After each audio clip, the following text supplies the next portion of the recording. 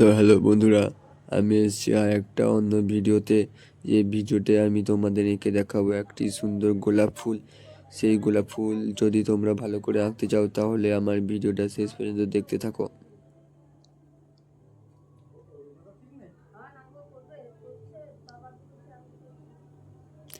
গোলাপ ফুলের স্ট্রাকচার আঁকার পর গোলাপ ফুলের পাপড়ি কীভাবে আঁকা হচ্ছে সেগুলো আপনারা লক্ষ্য করে দেখতে থাকুন।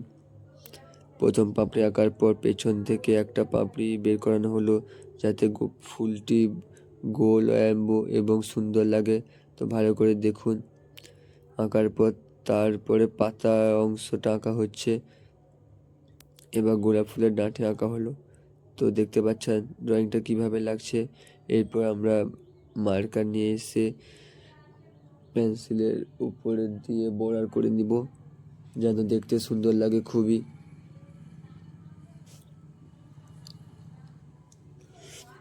যখন মার্কারটা আপনারা দিবেন তখন দেখবেন ভালো করে রং না যেন বেরিয়ে যায়, পেন্সিলের ভেতরেই যেন থাকে।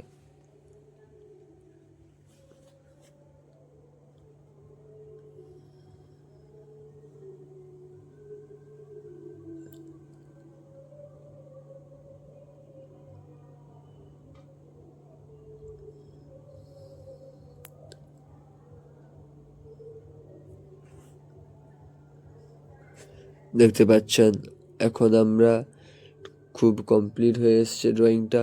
তারপরে বর্ডারের পাপড়ির জন্য আমরা কিছু আলাদা করে অংশ বের করে নিচ্ছি, যাতে ড্রয়িংটাকে আরও রিয়েলিস্টিক লাগে।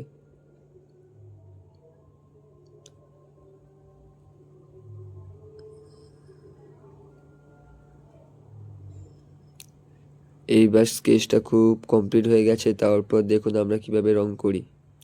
প্রথমে লাল রং করে নিচ্ছি প্রত্যেকটা ফুলের পাপড়ির পাশ থেকে, দেখতে পাচ্ছেন তোমরা।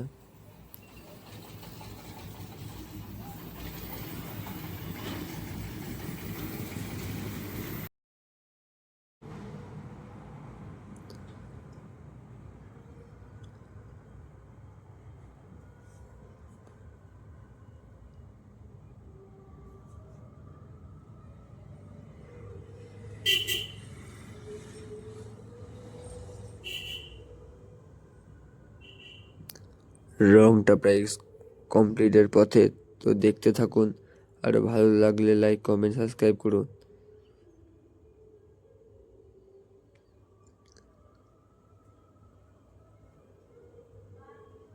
এরপরে ওই গোলাপ ফুলের বর্ডারের কাছ থেকে আমরা কিছু সাদা আর লাল রং দিয়ে কভার আপ করে দিব, যাতে ফুলটা সুন্দর দেখতে এবং রংটা কালারিং ফোটে।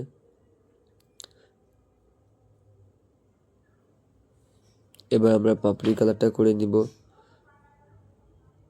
এখানে ডিপ সবুজ রঙের ব্যবহার করা হয়েছে, যাতে কিছুটা গোলাপ ফুলটা রিয়েলিস্টিক লাগে।